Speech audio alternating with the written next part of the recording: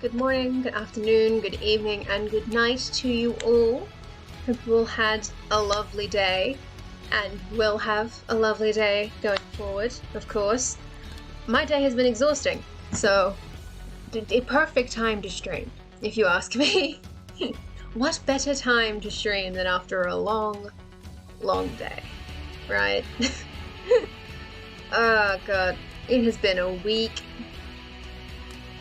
So I last streamed this time last week, so last Tuesday. It's Tuesday in most time zones, so let's just say Tuesday. And I was working on the Elion article, the article about Elion Wattis. I didn't get a whole lot done in that stream, but that's normal. I got the article, I think, finished after the stream. Like after we raided Bob, I finished it up, which is typical. It's not like a bad thing. So finish that up. You know, it's all just like, you know, standard stuff, really. I'm not very good at character articles, so don't know why I have so many of them, because you kind of have to. So, you know, she's done. Then on, what day is that? What day is the second? What day is the fourth? I don't know what day things are. I have a calendar, it's okay. Don't mind the Mickey Mouse. Then on like the Friday, I finished up I guess on the Thursday and Friday, or I guess Wednesday, Thursday, Friday, it was a 3-day affair. I finished up an article about a elven monarchy, because hell yeah. This one I rolled off the table, all the rollable tables that I have, which if you've seen my pledge article, you've seen the tables. There's 5 of them, and there's honestly too much shit. But that's okay.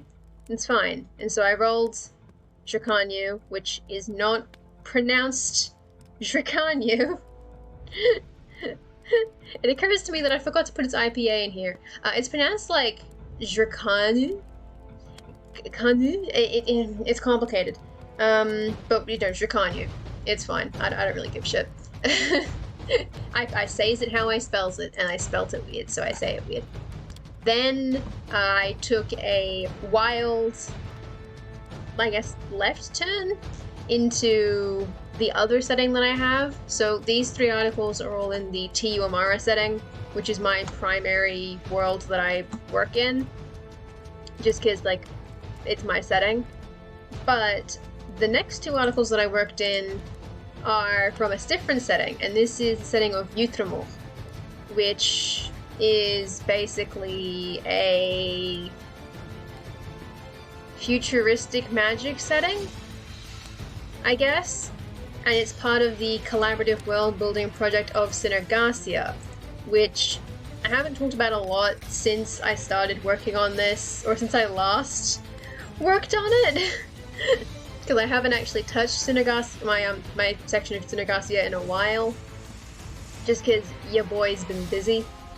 But yeah, it's like a collaborative world building thing, and the 2 articles that I wrote for it for a specific purpose, which is that in Synergasia, what we have is a little extra incentive to keep adding articles to our sections and to help us, you know, world build and stuff. We have prompts, and you can see there's a whole bunch here. Just here's quicker. Hello, Gosh-san. Good morning, or good afternoon. Hello. I'm just running through my progress for the week, because I didn't stream on Saturday, so everyone's missed a lot. And I haven't done a whole lot, but I'm just running through it. But yeah, it's like all of the prompts. And I specifically wrote these 2 articles for WorldEmber to answer this prompt, because I was in Bob's stream when Bob published this prompt, which is it's similar-ish to the WorldAnvil Advent prompt, Famous Explorer, but because I was in his stream when he did it, when he revealed the prompt, what I had the idea at the time, which was that the character that I would write is a priest who went off to explore the mist for religious reasons, And because of that, I had to write about the god they are a priest of. And so that's the Ser article about the, well, probably should have called them something other than the Sovereign of Death, considering they are a sun god primarily, but it's fine. So I wrote about Ysser, and then yesterday I finished the actual Explorer article, which is Lisha Deluarach, which is just a priest. It'd be like that. Yeah, I haven't either, Kajatan. This is the first time I've actually been back in the setting since, I want to say, what prompt was it? Antagonist's prompt, which is a while ago. Yeah, so like around like the start of October, basically, because I wrote an article for the antagonist prompt, but I didn't finish it or publish it because not long after I started working on it, I committed to doing nano. And so then I was doing like nano prep and actually doing NaNoWriMo in November. So I haven't touched it in a while, but the prompts help bring me back. I probably won't do all the prompts that are offered in Synergasia just because some of them I don't have answers to and I want to focus on other things first, based on how I generally world build. Just because, everyone has a different system of world building, so you will go from like top down or bottom up or side shenanigans. And I generally try to get countries in first before I start doing like other stuff. A little bit. So, like, one thing that was in the Lisha article, I want to say Lisha, I don't want to say Deluarach, because I can't say it, was I ended up naming 2 of the countries in the setting, just because I was like, I need to name them. Done. And so I have Isatir and Nanat. But there's only 2 of them. There's probably like at least another 1, I would say, in the south. I need to do the map for that too. Like, I have the region map already because each of us has our region map. I think everyone has a region map currently. But I need to edit mine to have like country borders and stuff. Which will be fun because I think I have the files. I hope I have the files. I might have to get the files off somebody at some point. Not during December though, obviously. That's nonsense. Like, no. I'm not doing mapping in December. Not really. Okay, I have the 1 level. No, do I? What's this one? Hold on. Oh, I'm opening a file in the back. Yeah, no, I'm gonna have to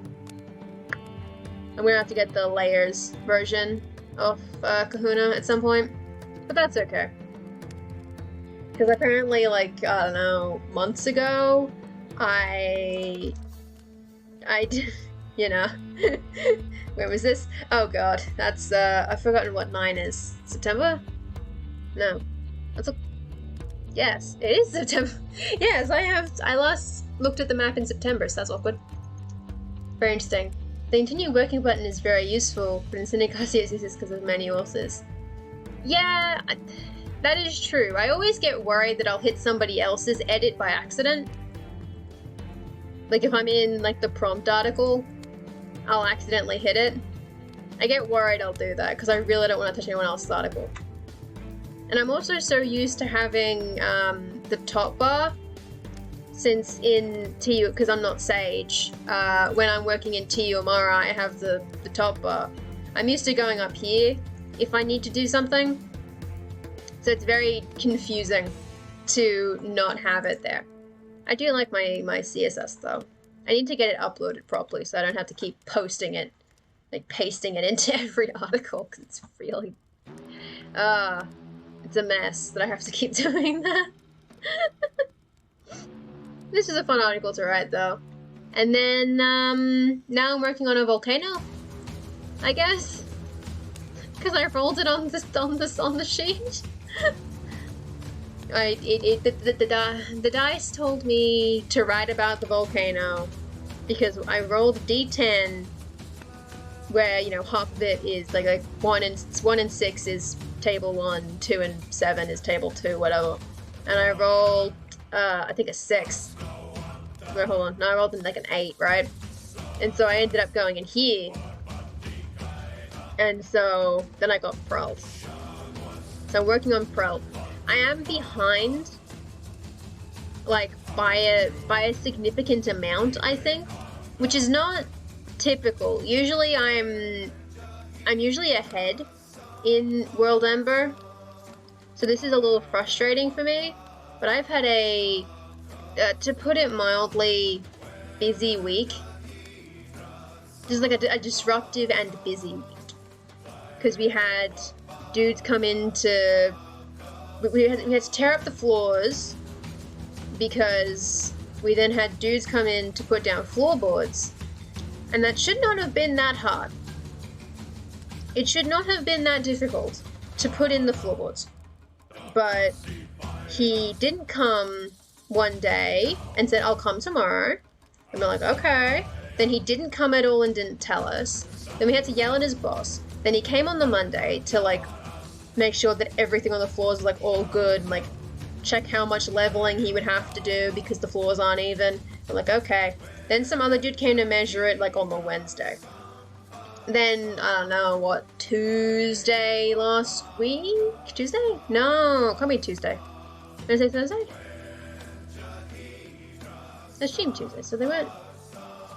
I don't remember. At some point, he eventually came in to level the floors. Then the next day, he put down the floorboards in half of the house. Then, like, on the Saturday at 7 AM, he came to level the floors again. And I had to be awake for that, which is terrifying because I get up at 1 PM. So I woke at 7 AM to let him into the house, to get him to level the floors. And then on the Monday, he came and put the floors in. So yesterday, he put the floors in.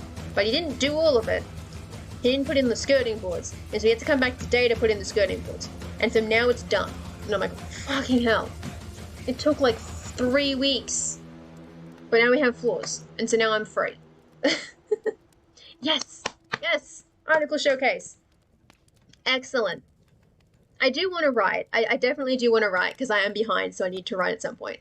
But I did think that it would be a good idea to have the article showcase up so that I can... Because then it means that I actually get to read others' articles. Because I find that, especially since I became a mod, like a moderator, sometime like October last year, like a Discord moderator, I don't read people's articles as much as I wish I did.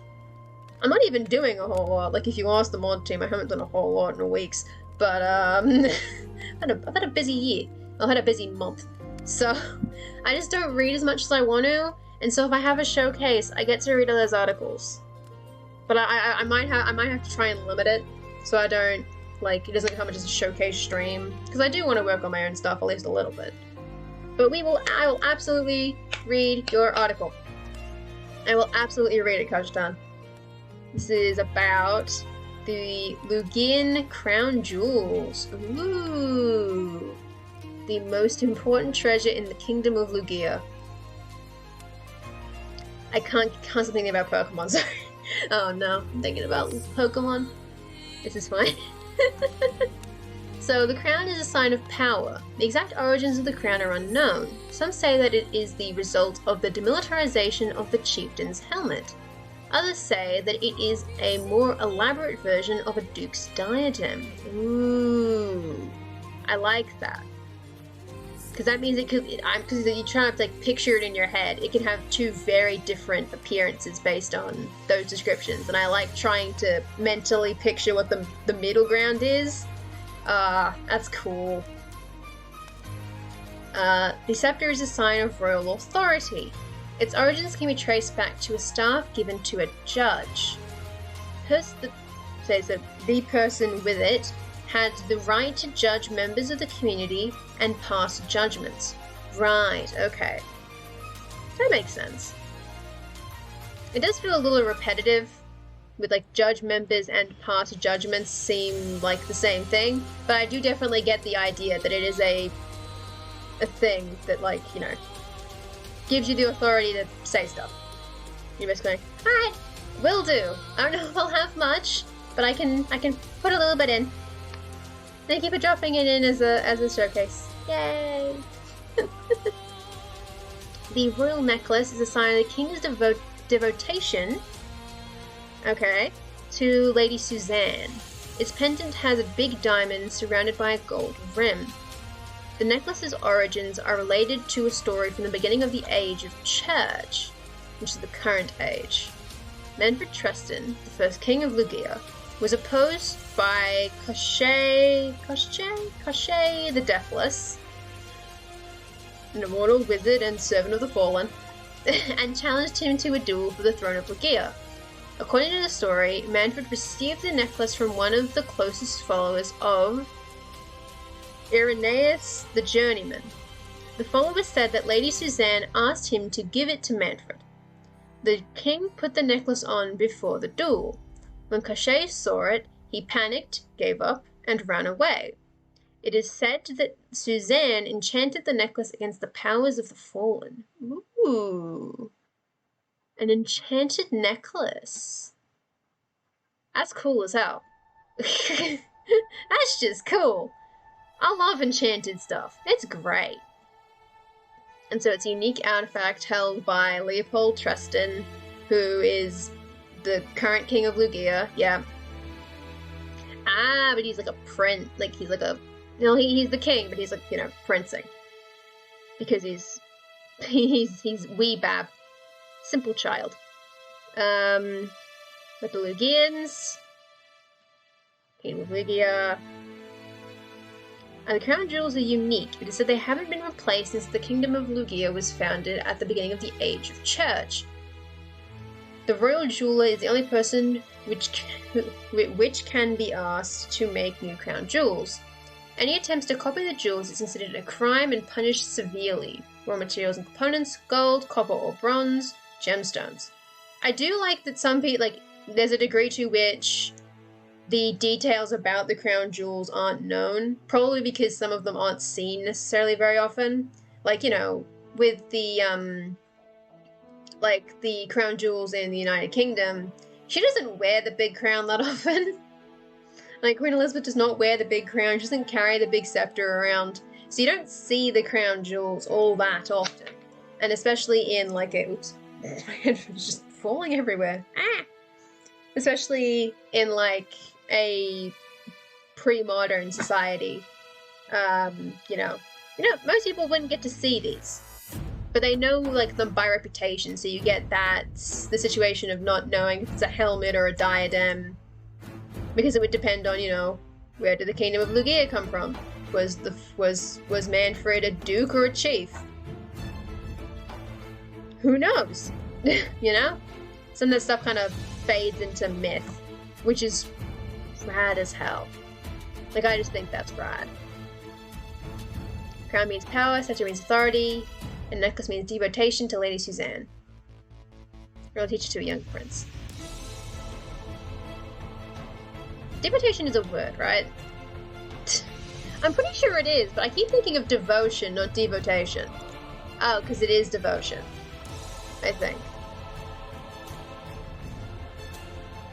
Yeah. Well, okay, hold on. Help me, WikiDev. Right, okay, so I think it is devotion. So I think mostly, in terms of feedback, I'm pretty sure all I actually have is that the sentence about judgment feels repetitive. Well, I mean, the whole section does, because it's just judging, judgments. You know, it's the same word 3 times. It feels a little repetitive. And then just a couple of minor, like, word choice grammar stuff where it reads a little weird. Which is, you know, it happens, right? So I guess I should actually pop that in. I should do as I said, and I should actually put that in. Oh, actually, first of all, hit that like. Ding! Hit that like, because I do like it. I think the crown's my favorite part. Though I do like enchanted necklaces. Like, I mean, I just love jewelry, so, like, that kind of makes sense, right? That feels apt. I love jewelry, I say, wearing, like, a bunch of shitty things and, like, I don't know, like a $2 ring I bought at, like, the cheap store. I bought like $100 of jewelry today. I'm allowed to indulge. I bought more than $100 of jewelry today. Oh, Jesus. I did a lot of shopping this morning. It was birthday shopping for myself from June, but it's birthday shopping. Okay, so I want to say... No. This article... Some parts read a little clunkily. The section about...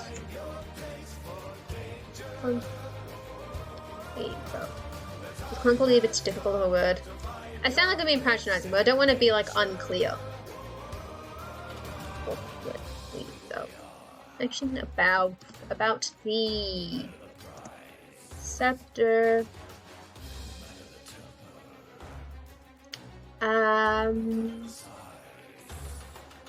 Using the word judge 3 times in a short span feels jarring and repetitive.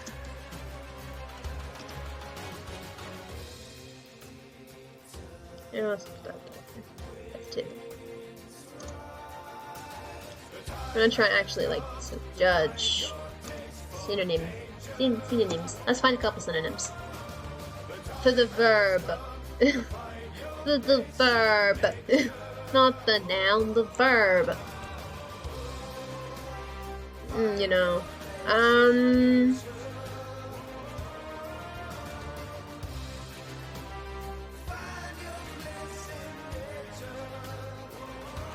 well, I don't want to say what your content should be is the issue, because I don't know to what extent a judge has like authority, like what authority they actually have in the community.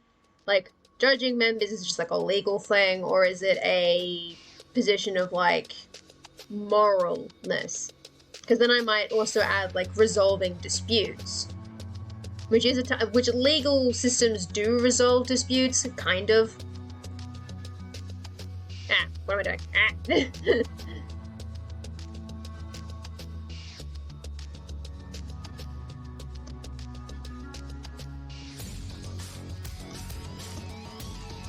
Intimate words and phrases, like,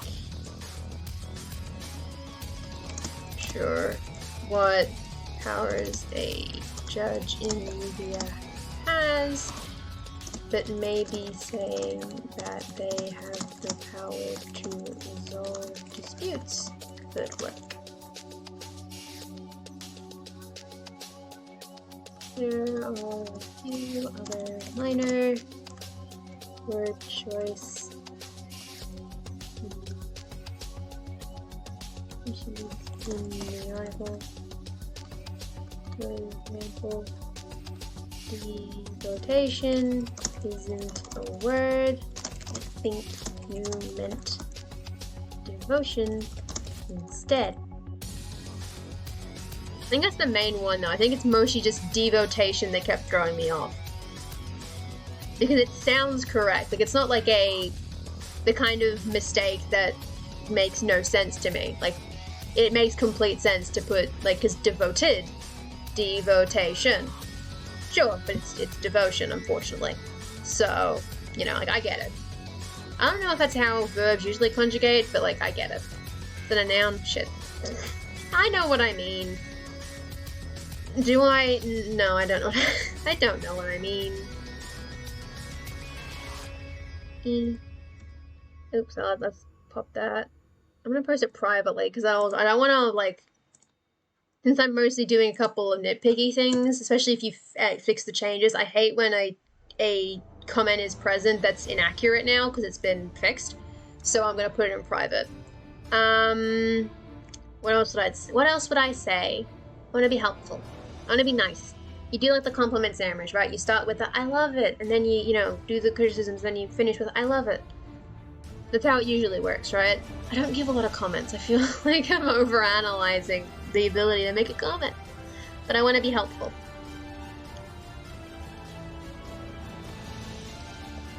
how the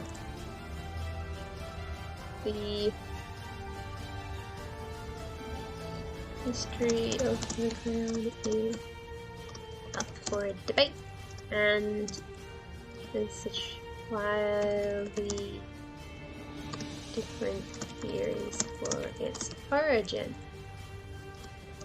The mental images I get from both descriptions are very distinct, and trying to find the midpoint where both theories could be true is very entertaining. Entertaining. Yeah.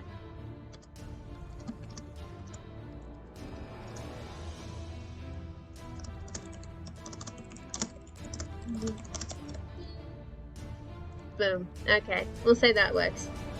I try to help. I hope that was helpful or cool. Oh god, I forgot that you have to double space it. Oh shit, sorry, that's text wall. Oopsie daisies. Oops, I have many tabs. Oh no. Okay. Okay, comment left. I hope that was helpful. Oh my god. Alright. But now that we have done the showcase, and now that chat is nice and quiet, I say nice and quiet, I like when chat's chatty, but now that chat's quiet, it's time for the writing, which means I maybe get like half an hour of writing in before the people arrive, and then, you know, as the case is typically, once everyone shows up, I stop writing and start chatting for an hour. Which is good, because, you know, chatting is fun. And I've missed you all, because I didn't get to stream on Saturday. Because I was, well, okay, I wasn't busy on Saturday, but I did wake up at 7 a.m. and, my parents were sleeping, like, right over there. Like, just over the wall. You can't, well, you can see that wall. They were just sleeping, like, over there. Like, not that far over there. So I couldn't stream because they would hear me, and I'm like, because they'd be, like, asleep, right?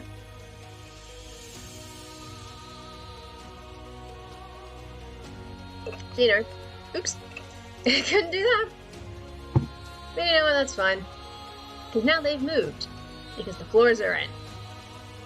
I will not stop bitching about the floors. The floor situation was an absolute mess. But yes, so, the article I'm working on today is about a volcano. And to be fair, it's not a particularly interesting volcano, but there is at least like some stuff about it, which I kind of address in the quote itself from just like, you know, some dude. Where, you know, it's an old volcano, it's not very tall, it's mostly full of water, it's not super well populated, like it's not in a populous area in the country that it's in, but it has symbolic and historic meaning as both a mythical thing and in like concrete historical cultural stuff. So like I wrote a very like word vomity description of it, which I will rewrite to actually be words. Which is why you don't read my notes, because they're mostly just me going, it exists for fucking ages. Like it's that kind of vibe. Basically the gist is that the Skarhans, because Prelt is located in Skarhu, the Republic of Skarhu, which is on the continent of Skarhu, I know, but the Skarhans, broadly speaking, believed that humanity was born from the volcano in like the manner of, you know, from like forged from lava. That's why one of the names given for it is Forge of Humanity, like poetically. No one actually calls it that, like in speech, but you call it that poetic. It's like it's almost like an epithet for the volcano in like poetry and stuff. And so they think that humanity was born from Prelt, and then that's where, you know, life began, and that everyone has spread out from Prelt over the ages. You know, that's the mythical element of it, because that's straight up not true. but it's cool as shit, so, hey. Some stuff stays. Some myths stay. And it's not the only creation myth in Tiuamara. Like, there are other ones. In fact, I can go find one of them, which is, I believe, this one, right? I think it was mentioned here, right? Yes. So I need to edit this article because I need to format it properly. In the article about the dragon Krenar, I mentioned that, so the Yelemptho have a very simple and actually correct myth, which is they come from across the ocean, which can be kind of twisted into saying they were born from the ocean, but they came from across the ocean, like they just legitimately just sailed across it. The Skarhans were born from the volcano of Prelt. The Telsiador came from the sea foam on the beaches, which is basically kind of the same thing, but they didn't travel. It's not a allegory for travel, it's just kind of shenanigans. And then the Vosti say they were born from the blood of an ancient dragon. That's technically not an accurate description of what they think. Well, it kind of is, because they see it as they came to exist after the dragon died, because the whole story is that, like, Krenar, this big dragon, is just eating people. And then the gods team up with humanity to kill the dragon, but the mortals who kill the dragon die during the encounter, and then Justice, the god of justice, just dips these bodies in blood and they wake up, and they're now the Vosti. But, like, you know, they're basically still just like people, though. Theirs is kind of weird, because their origin myth says that humanity already exists. It's kind of weird. Theirs is funky. That's why there's an article about it. My favorite part is, as far as anyone knows, there's no such thing as a dragon. Which, at the time the article was written, there wasn't.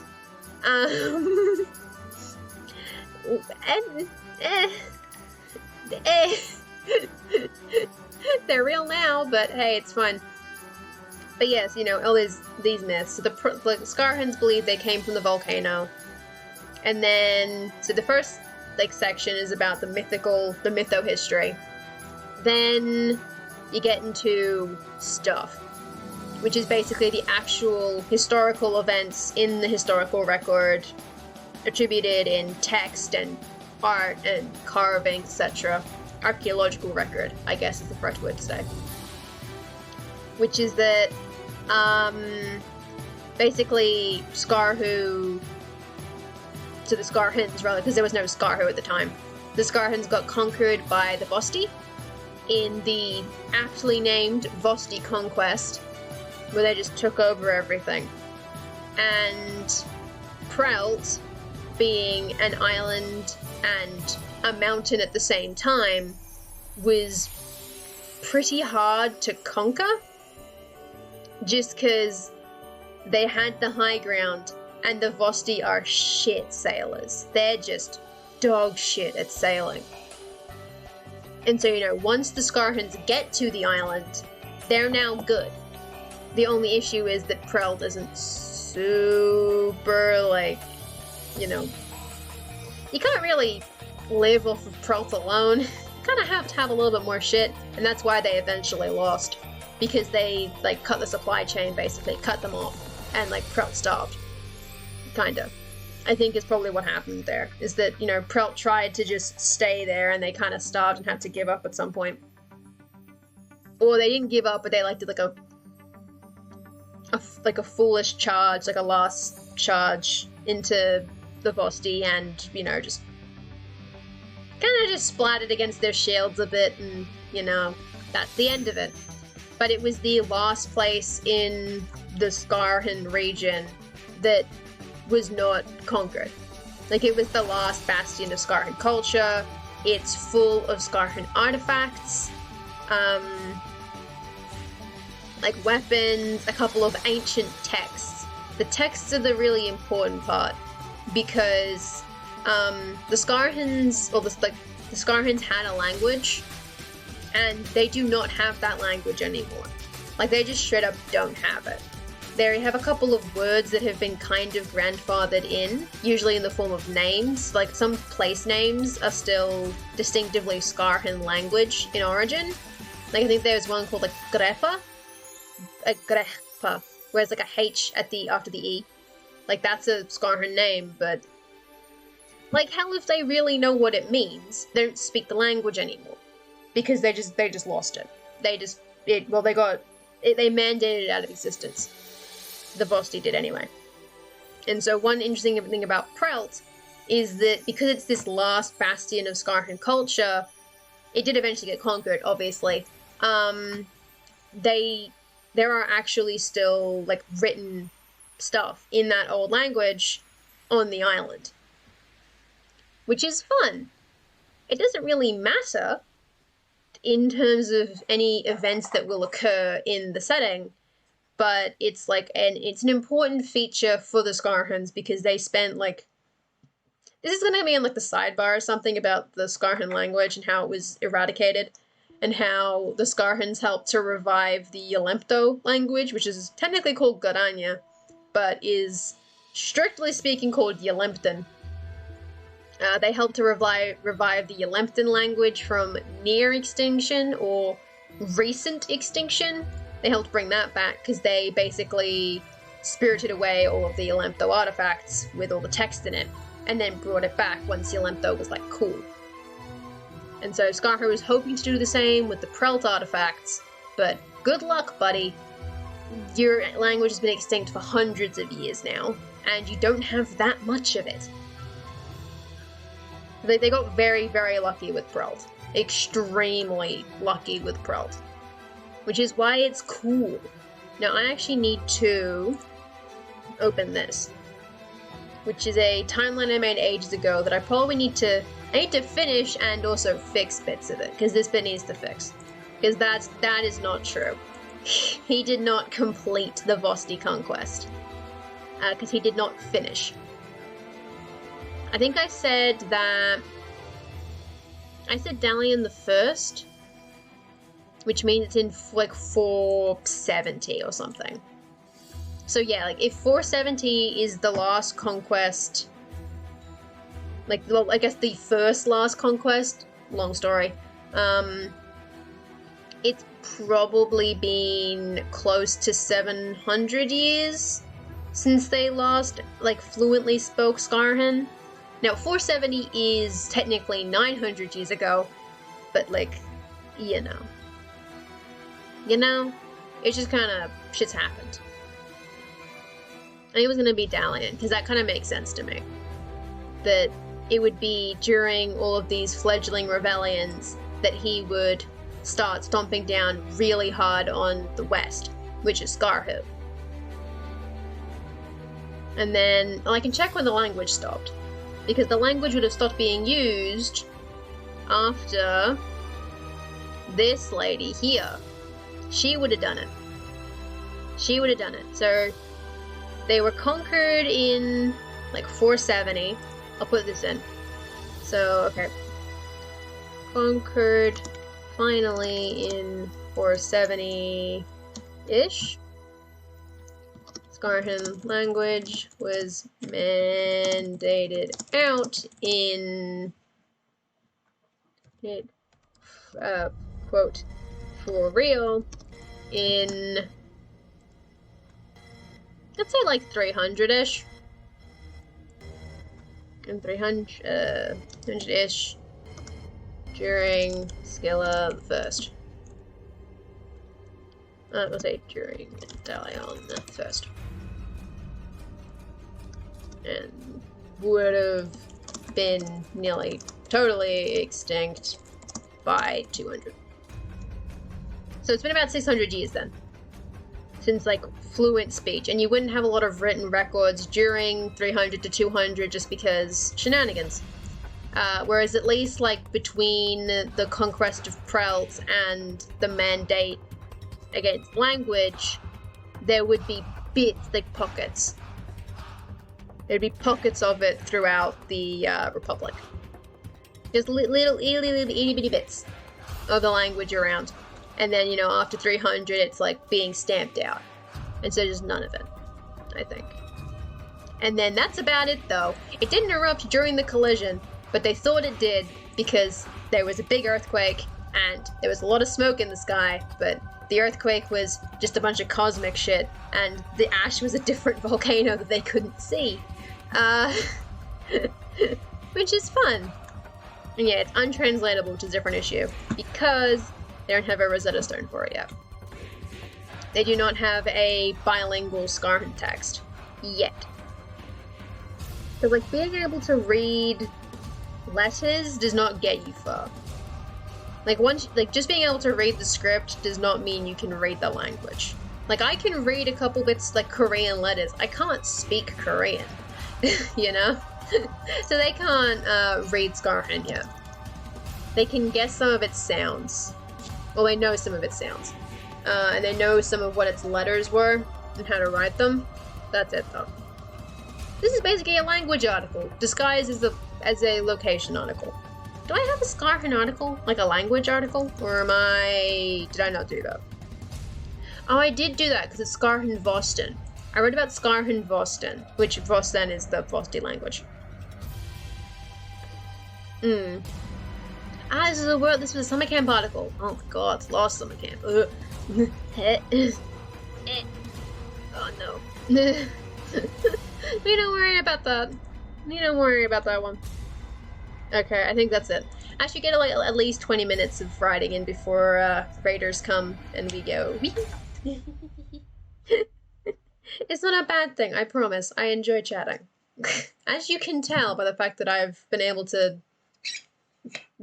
keep myself going for 20 minutes.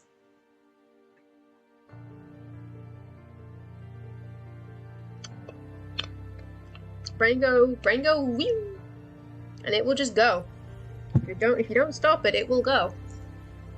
Okay, so this is like the only sentence that was good. The summary started strong and then went very downhill, which was kind of the point. So, you know, there has been electric centuries, mild spots populated. I do need the map, though. I do need the map. Hello? I need the map. Because it would be a skill, right? Because no one else here is good for that. The only one who'd be good for that is maybe Sumi. She's the only person earlier who could have done it. Because none of you people reigned long enough for this. Including Sumi's first attempt. She didn't reign long enough for that. He got tortured. He was sick. She got assassinated, executed. He was sick. It's the same dude. He was also sick. He was an asshole and sick. It was a plague, okay? It doesn't matter. Yeah, I think it's mostly, yeah, so you start with Dalian and then you get to Askylla, it's just when things go bad. You could also just say that, like, Dalian is the no language time. You can just make it that hard cut. And then just, like, Askylla does it again, just because not long after Dalian things go to shit, I feel like there would be a resurgence of Skarn during the War of Voss's Succession, which is what it's called. Which is what this whole period here is called, with all the shenanigans and the firsts. The first reign, second reign. Everything after here, which is not long after, if it's in 470. It's only like hold on. It's only 80 years later. So, you know, things probably pick up during the succession, and then it's when Askylla comes in that it stopped for good, basically. Because she goes, no separatism in my house. No separatism in my empire, bitch. Get out of here. She just fucks that off immediately. I do have an article about her, which is good, so I can actually read that later. And edit it, perhaps. So I need the Abervost map. Yeah, so Prelt is here. It didn't always look like that, I don't think. I have the old map, too. Which is that it used to look like that. Kinda. That. And, like, the important thing is, it's not that big of a mountain. Like, it's big, but it's not, like, huge? Like, these are bigger mountains in the same continent. This is even bigger now. This is not a big mountain. It got flooded to shit. So, like, you know, oops. They, you know, it's not a big mountain. As the case may be. It's not that big. It's mostly underwater. Well, parts of it are underwater. And then there's all this shit. Don't worry about fucking Dragon Man. So, yeah. The mountains are smaller, though. This one's bigger, this one's smaller. Listen, it's magic. Things happen. There's a lot of weird shit happening in there. Don't worry about it. Don't worry about it. I'm worrying about it. I need to redo this map, too. Ugh. God. God damn it. Yeah, that island was just like, no, it's built this island. It's like, yeah, boy, fuck you. Can't touch us, bitch. You know, it's not that far from land. They were just better about it. I don't know what these people are doing, because these people would presumably be Scarhen. I honestly don't know. I'm assuming they just gave up. Maybe they got diplomacied into submission, because they're different tribes, right? Like, there's Scarhens, but there's like 20-odd tribes at least. So, you know, it's just like the Prilt guys specifically who were like, nah, fuck you, buddy. Just like, nah. Which is why Prilt is famous and this island chain isn't. And you might go, that's not an island chain. Yes, it is. It's an island chain. Look at this. It got busted real bad. And thank you for the follow, Mr. Evil Villain. Welcome. You've joined the Ramble Hour.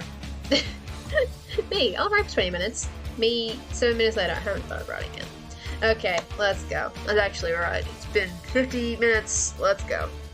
So, Ancient Scarhens, and I will put actually Scarhens. I will link to them. Ancient Scarhens. Actually, I'll put Scarhen tribes spread throughout Western Abravost. Believe that Prout is the birthplace. Believed. It's a past tense. Believed. That Prout was the birthplace of humanity. Upon the formation of the world at the hands of the divinities, because it's the divinities is the article name, because hands of the divinities, the volcano erupted and spewed lava and rock across the world. From this lava, the gods, let's put the gods molded this lava into people. Good morning, Officer Bob, and hello, DM Stretch. Welcome. People are here. Yay! Good to see people again. How are you both? How have your days been? How is your coffee for this morning? As the case may be.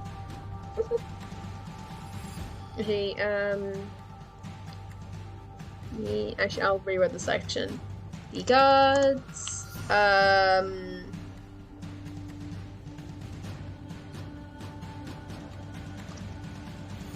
good. I'm a little bit tired, because this week has been hectic, and this morning I went shopping for the first time in months. And I had to wake up early to do it. So I'm a little bit tired, but I get to write, and that means I'm, like, jazzed. And streaming, I'm jazzed. Because I didn't get to stream on Saturday because of, like, the floor shit. So, I'm excited to actually stream again. Day just started, coffee still brewing. Excellent. It's almost there. So close. You guys, oop. And thank you for the follow, Dom Drake. Hello.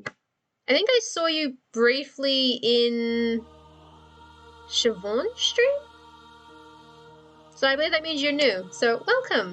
I hope you're enjoying all of the Anvilite streamers who are floating around. Ew, coffee. Oh no. Made the winner list last night. What's the winner list? Well, winner list for what? Have I spaced out again? Did I miss something? Oh shit. I missed something over the week, didn't I? What, winner list? What did we win? Oh wait, WorldEmber. I'm literally doing WorldEmber and I forgot. I'm like, what winner list? Yay! 10,000 words! Yay! Good job, Bob. I'm only at like 4K. I'm desperately behind. I need to get a lot of words. And hello, Dumb Drake. Yes, you have found another Aussie streamer. I am here. I'm the primary Australian WorldEmber streamer. Well, WorldAnvil streamer, I should say. There are others. I'm the one that's been here the longest. I have been here the longest of the Anvilite streamer core Aussie streamers. Yeah, by any of the metrics available, which is great. Asian world, gods. If it's okay, there's still plenty of time. It's 31 days in a month. There's plenty of time to get some words in. The lava from the erupting. Yeah. No, Dead OC Gamer is in the ASC. Okay, well, okay then. When you count, okay, yes, I will concede. I concede defeat. Since he's in the ASC, I concede defeat. But I have been in the ASC the longest, because I've been in since, what, like June? May? June-ish? I've been in since June-ish, and I've been on WorldAnvil since 2018. Like, early. So I think that's my metric that I'm working off of here. That's my claim to fame, is that I've been here for ages. But that's it, though. How many words out? Oh, no! Oh, damn. Yeah, at least 25k this WorldEmber. Yeah. Yeah, he is. He's in the streamer channel, isn't he? I think he got in the streamer channel at some point. I could have sworn I saw him in the streamer core channel. Maybe I spaced out. Hold on. I'll check it later. Don't worry about it. Okay, well, while I'm here, one way that you can see your word count, Dom Drake, is if you go to your dashboard, not the dashboard button, the WorldAnvil dashboard. It's worldanvil.com/dashboard. You can get to it by hitting the logo in the top. You'll get to like this kind of page, and you'll see this section on the right, and that should tell you how many words you have. If you have written the article just this month, if it was created this month, like after December 1st, and it has more than 50 words, and it's published, then it will add to your word count here.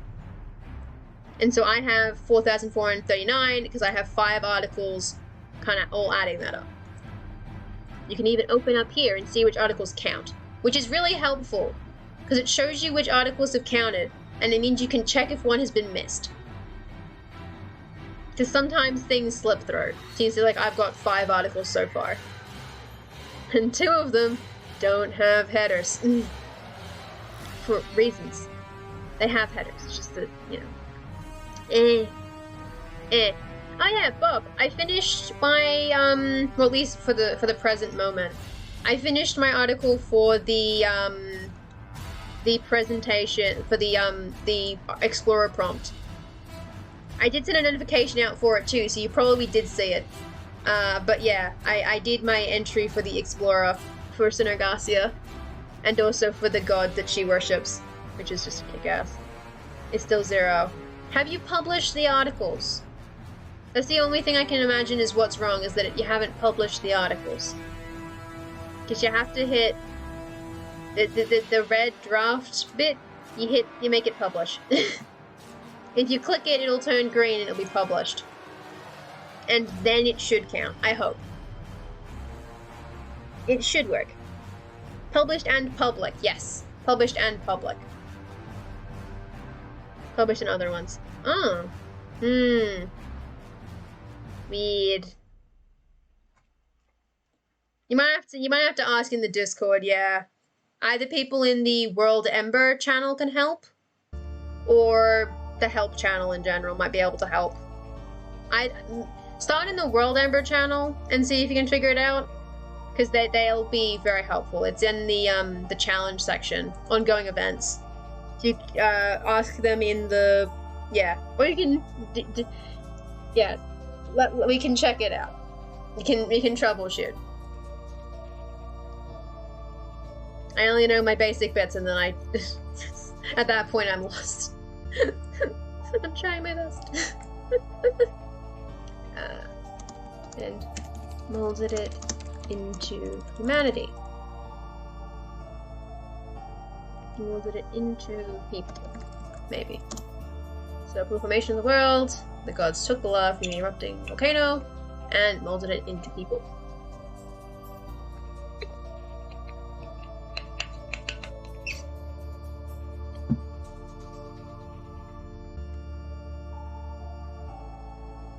The creation of life drained the volcano, making it extinct. As a result of any of your articles, I think, of the articles you think should count for WorldEmber, because then we can check, and our DM chats can check, and we can see if it if we can see any obvious glaring issues. If there's one that's like an obvious oh, this isn't working situation.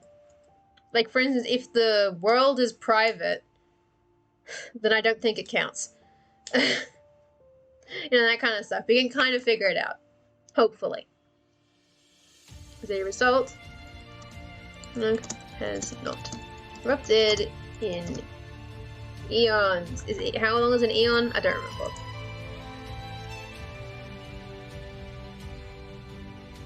Big boy. A billion years. That's a bit long. Let's say eras. Let's say eras. Or let's just say ages. No, ages. Ages, it's a little bit too colloquial. Let's say eras. What's in eras? It's Caldera. It's Caldera. Has since been flooded and become the large Prelt Lake. Prelt is not the largest lake, is it? This isn't a lake. That's a sea. Ooh, it's kind of like the second largest lake, and previously it was. What was the second largest? Well, technically third largest. Listen, buddy. I don't have a scale. I'm not measuring that. It's a similar size to the other lake in the area. They're similar-ish sizes. Don't open that. Oh god. Oh no. Oh no. God damn it. Don't show me CSS that I've broken. Don't do that. Not now. Not during December. No one comes in the map view, it's fine.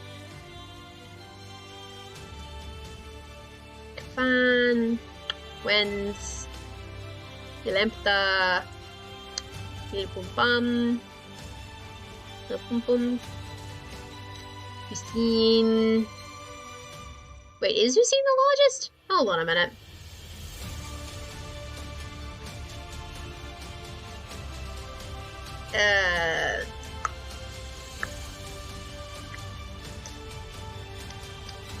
Sure. I'll take your word for it, Parsed Isaac. Parsed? I'll take your word for it, Parsed Isaac. That's the tallest mountain. Sure. This one looks tall, but it's the same level. It's fine. Oh, you have a new monitor now. Ooh. You're not using a TV? Oh no. I mean, hey, TVs as monitors aren't awful, but they're not great. They aren't great. I mean, I only have a laptop monitor, so...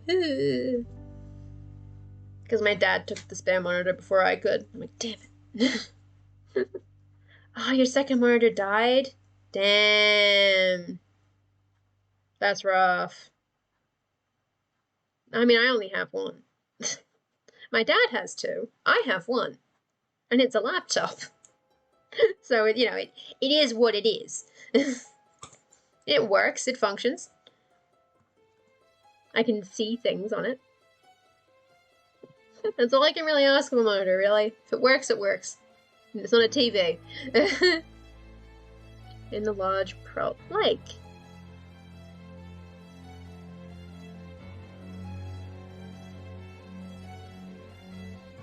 I'm gonna say and its.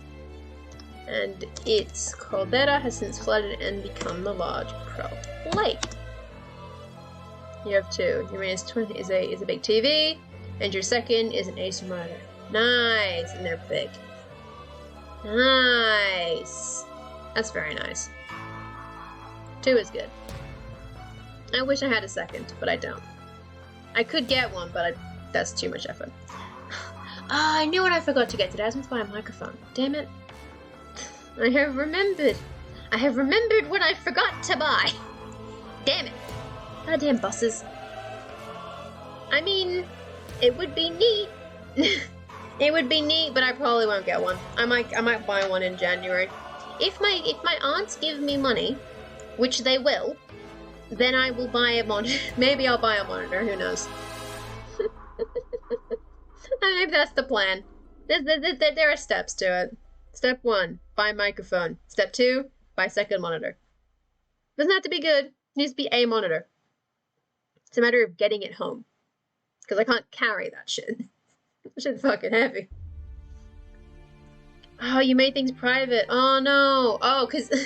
So what I'm guessing what you're doing is you went like, make that public, make that published. You hit all of the buttons. Which is totally understandable. That makes complete sense. It's an understandable mistake to make. But now you know.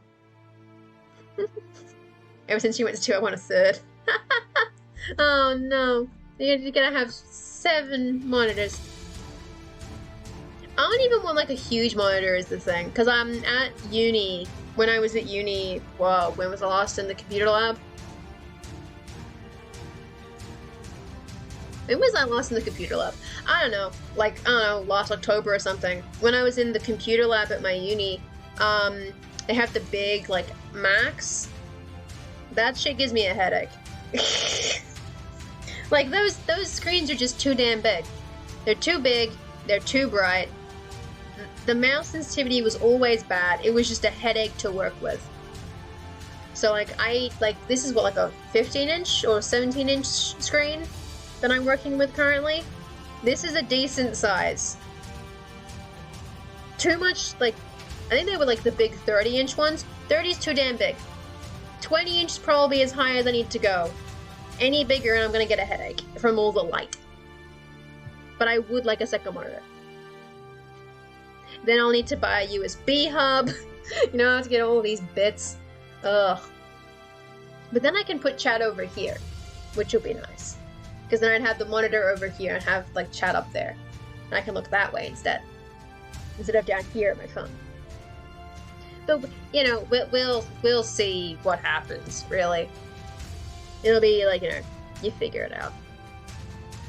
At some point, something happens. Okay. So, it's flooded and become the large. Understands about the max let go. He had time, got it free up a mate who wanted it out of the way.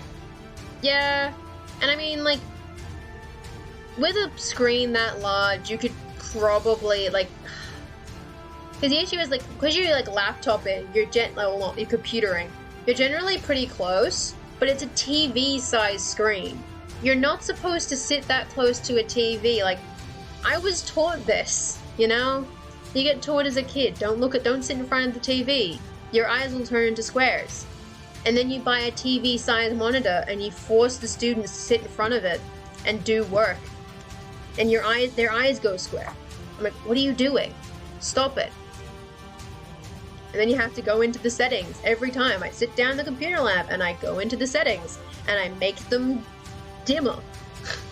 Like I have to turn down the brightness, turn everything. Just, it's devastating shit. I hated it. And I'm probably gonna have to look at them again because I'll probably do a second degree and it'll be computer related. Currently on my second, working on the other. They aren't big though. Yeah, that's fair. Like, yeah, like 20 years is a decent size. Oop, and we have a shameless plug. We have a shameless plug, which is totally cool. We did have one earlier. I don't think anyone else was here when we had the plug. We had a drop in earlier, which was, it's in my recent history, isn't it? Yes, we had Kajitan drop in an article about the Lugian crown jewels. I'm just going to drop this in so that for everyone who wasn't here, you can see the previous showcase that we did, that I did at the very start of the stream. But of course, it is time to read Bob's showcase. And then I can attempt to finish the Volcano. If I don't finish the Volcano on stream, I'll finish it during Bob's stream, it's fine. That's the usual way. Okay, so, oh yeah, dark mode and everything. Dark mode on everything, and the brightness is less than half. Like, my brightness is currently a quarter. Admittedly, this room is dim. This is a dim-ish room, but I think it's like under the quarter. Nothing is bright. Headaches for days. Yes, so this is the bird focal criterion, and you did change the headers. I did see that you originally had the tokens. I think I do like this kind of header better, where you get the nice big look at the species, and then like just a nice background. I do like that. Oh, and you put the tokens in the background. Oh, that rules. Oh, I like that. I like that. I like that how you incorporated that token bit into it. It's very nice. That was Janet's idea? Hell yeah. That rules. Okay, so this is one turn to roleplay as a birdfolk, play a character in World of Criterion. Feature a character. No focus on game statistics. Thank God, I'm bad at role-playing games, so this means I don't have to worry about numbers. Whew! So, the birdfolk are almost the last of the folk to be awakened on Criterion. Only the kobolds are younger as a race. Created in the likeness of their Corviar deities, the birdfolk resemble large humanoid ravens, though as a rule they are flightless, possessing arms with fingered hands instead of wings. I'm assuming Corviar are... okay. Birds. I can read, it's corvid, they're birds. So, their origins.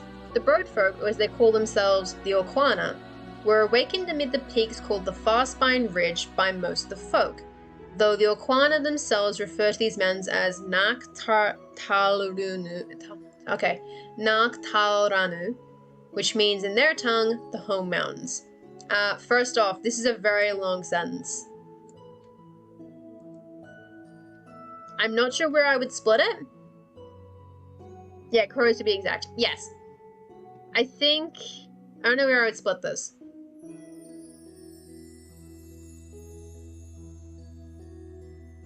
I think cause it goes like they're awakened here, and then it's the bit about the oh god, bot. God damn it, bot! I'm trying to do shit here.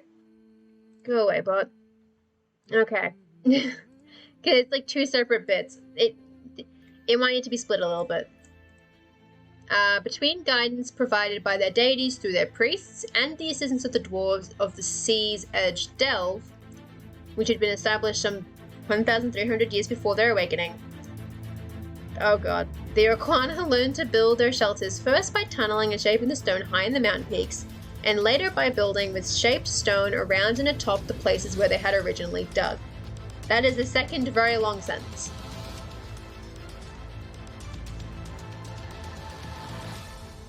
I'd possibly put a full stop after learned to build. So, like, maybe with guidance provided by their deities and the dwarves, the Oquana learned to build. Full stop. Their shelters were first made by tunneling and shaping the stone, and later by building with shaped stone. If that makes sense. So I think that's where I would kind of divide it. Because then you get like, people taught them how to build. Here's what they built. 2 separate chunks. But I do like that. Because that's not what you would immediately picture when you think of like bird people. You think of like trees and stuff. So I do like that you've established up front that they were taught how to, you know, build by their gods and by dwarves. So they build in a kind of manner you would think that a dwarf might build in. I think that's an interesting cultural element. And then today, the city of Karuk, or First Roost, consists of many tall spires and great bastions which seem to be embedded in the rocky peak. Yeah. Here's people, gods and dwarves. Hey. Yes. Yes. To people, gods and dwarves. And welcome, raiders! Stay true! Welcome. We are currently going through a article showcase by RPG Dinosaur Bob. I will repost the link so that you all may read along.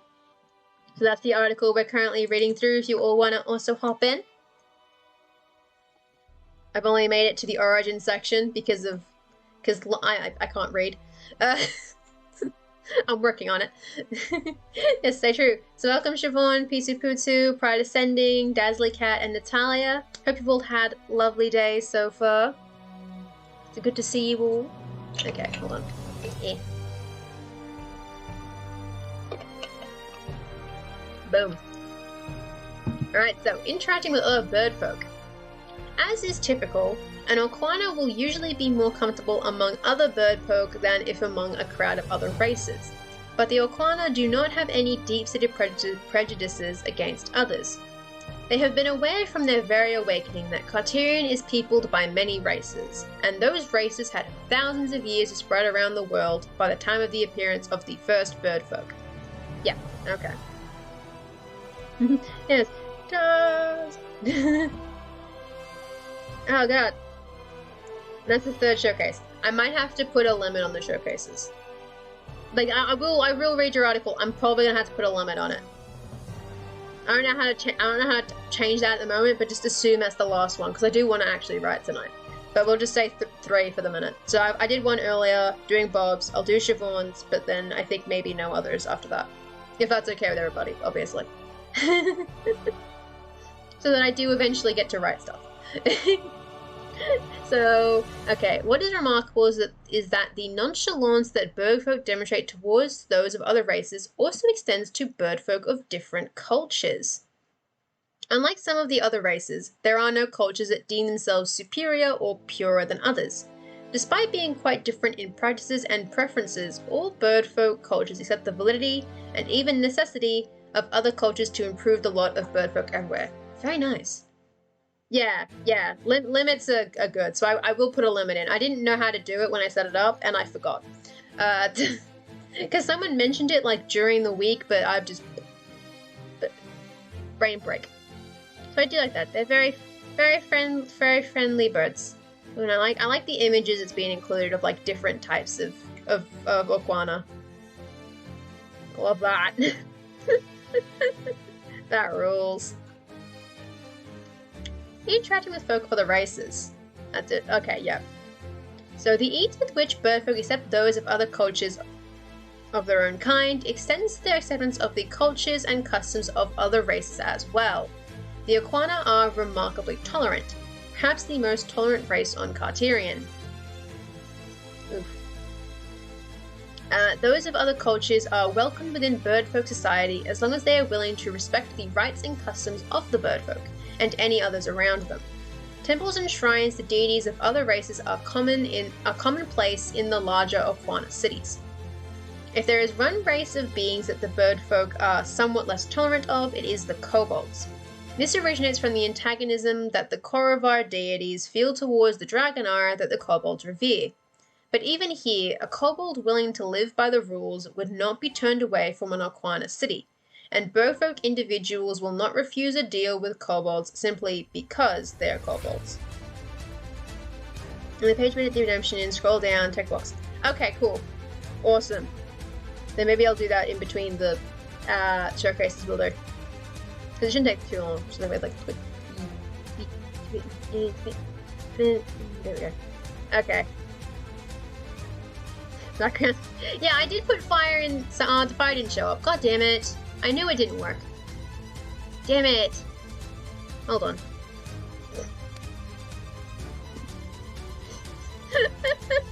Ah, damn it. I did put some fire in and it didn't go. But yes, the background of this is very good. The fire was supposed to go and it didn't. The purple stream is also good. The general stream overlay is also good. I'm a big fan of that too. And now I have fire in the chat because I couldn't put it anywhere else. I couldn't get it to work on the rest of the overlay, so it just shows up in the chat. And it didn't show. Silly streams. Anyway, where was I? Here I am. So the other folk of Carterion are aware of the birdfolk willingness to accept and work with those of other histories. And this goes a long way towards giving those of other races a positive predisposition towards dealing with birdfolk. Full trust and friendship, however, tend to be slow in developing, mainly because of the fact that the faces of the birdfolk tend to be expressionless and unchanging. Most of the races find this to be awkward at best and unnerving at worst. Humans and halflings especially have this problem. The lizard folk, on the other hand, do not, as they tend not to display their emotions on their faces. Completely reasonable to me. Interacting with your adventuring party. Should your party consist of a variety of races, cultures, and religions, you will have no difficulty in accepting customs, practices, and rituals that you may see them perform, even if they would be wrong by birdfolk standards. By the same vein, you will not expect others to think and act the way you do, or to even embrace your definition of right and wrong. You will show loyalty and friendship to party members and assume they will show the same in return. No idea, I don't know how it works, this filter called Mask Blend. I did play around with the filters. The issue is that the way I use my overlay, it'll look weird. You're gonna have to trust me on this because my camera is actually underneath the overlay. I put like a transparent hole in it and I put my camera underneath. I didn't make the boxes the exact right size. So when you put a filter on the overlay, the edge of the camera can be seen and it looks really bad. But I did play around with it, I think last Tuesday or Wednesday-ish for a little bit. Couldn't get it to work to show the fire elsewhere, but I can get it in chat and that's, that works. I can take another crack at it at some point, but unfortunately the way that I've set up the overlay doesn't quite work. Unfortunately. If your upbringing has exposed you to other races, you will have some degree of understanding of how facial expressions can indicate emotion or attitude. But if your upbringing was restricted to exposure only to other Orquana, you will have as much difficulty reading your companions as they will have reading you. Geographic distributions. Political divisions. The Orquana never developed the concept of kingdom or empire. Their political structures stop at the city level. Cities, towns, and villages with populations that are predominantly birdfolk will have an elected leader equivalent to a mayor, where property ownership is restricted to one's home or nest. To the birdfolk, the lands beyond one's home are not for claiming or owning. They are available for use by any and all. The Orquana have established a number of major cities around Carterion, most near the place of their awakening, but there are some in locations that others may think remote. The largest and most important of these is Karlruk, the first roost in the common tongue, high in the mountains of the Far Spine Range, and cited the awakening of the first Orquana. On the coast nearby, Glakraruk is a large seaport. Further south in the city, the bird folk call Rook-Aktuava, and which the dwarves living there call Channel Rock. The mountain coast between Karlruk and Rook-Aktuava is dotted with numerous smaller settlements both in the mountains and on the coast, and rarely within the forest between them. This is where the vast majority of Carterian's birdfolk live. There are birdfolk found in varying numbers in almost all of the other main cities around Carterian as well. Occasionally, birdfolk may even be found residing in some of the smaller towns and villages. I do like that the birds do not live in the forest. I just find that charming. They're just not in there. Even though, like birds, like, nah, they don't live in the forest. They live on the coast and the mountains. I find that very neat. And the birdfolk generally go by a single name which is given at birth. Typically the name translates, sometimes loosely, to a simple phrase that identifies some dream or desire the parents have for their child. One famous example from the tale of Kakara's staff is Anaraka, the young female Okwana who was the first of the birdfolk to sail beyond the Sea of Storms. Her name meant reach the stars. The name Kakara translates as spell teacher or magic teacher. This highlights the other way birdfolk can be named. If one becomes famous for something, they may end up being given a new name to denote their fame. Nice! I do like that. I also like all the double K's and double A's. It's a lot of them. And then I didn't get to the sidebar, so I'll come back up here. So their preferred race name is Okwana. Birdfolk is not offensive if used by other folk, but you wouldn't use it if you are an Okwana. Native language is Okwan. Almost all of them speak Common. 50 to 60 years on average for lifespan. About 5 to 6 feet tall. Oh wait, it is what it is. They have an avian head structure covered with small feathers with a large raven-like beak. They do not have eyebrows, but they have many facial muscles to control expression. Coloration and markings.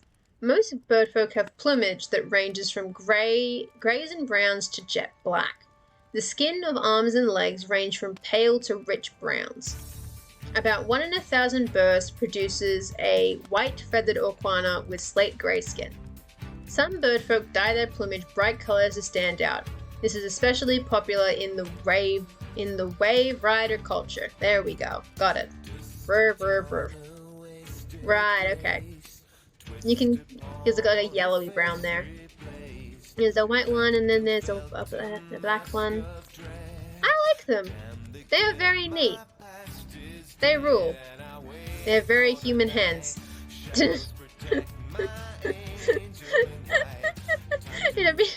They have very human hands. Which I know is the point, but I was like, ah! For a second. For the briefest second, it suddenly clicked, and I was like, oh, those hands are just human hands, aren't they? I think it was the color that got me. I like them. They're great, which is why I left a like. He's a good article. Hold on, I'm going to, while I'm here, in this brief break, I'm going to, don't play the stream. Stop it. Don't play the stream in the stream manager. I need channel points. Manage rewards. Article showcase. Cooldowns and limits. 3 per stream. 1 per stream. Boom. You need a personal bump. Exactly. I mean, it makes sense. It's just that they look. When I hit this one, it just stood out as, oh yeah, that is a human hand.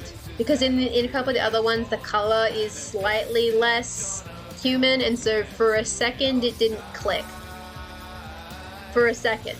But I'm like, oh yeah, that is just a human hand. Which is fair. You know, it makes complete sense. Alright, let us open Siobhan's article about giants. Which are the largest of the Fae. We'll close that. We will read about the giants. And thank God, it's a shorter article. I like long articles, but I'm just like, I'll get plenty done before like 2 a.m. It's fine. Okay, so giants. They are the largest of the Fae, which is just like the fantasy peoples. This is the one Fae where the parents have a direct influence. Though the child is the same as the mother, their height is directly influenced by the father. Okay. Interesting. And they range from 9 feet all the way to 25 feet in height. That is a significant difference. Hot damn. That's a lot of difference. And I don't know what these numbers mean, but they sound big. I'll take your word for it. Big giants. I don't use pounds or stone. I'm just like, ah. They're just big. The giants have kindly faces, broad smiles, and high-ridged brows. Their eyes are deep set and come in a variety of blue shades, I guess, from cornflower to deep azure.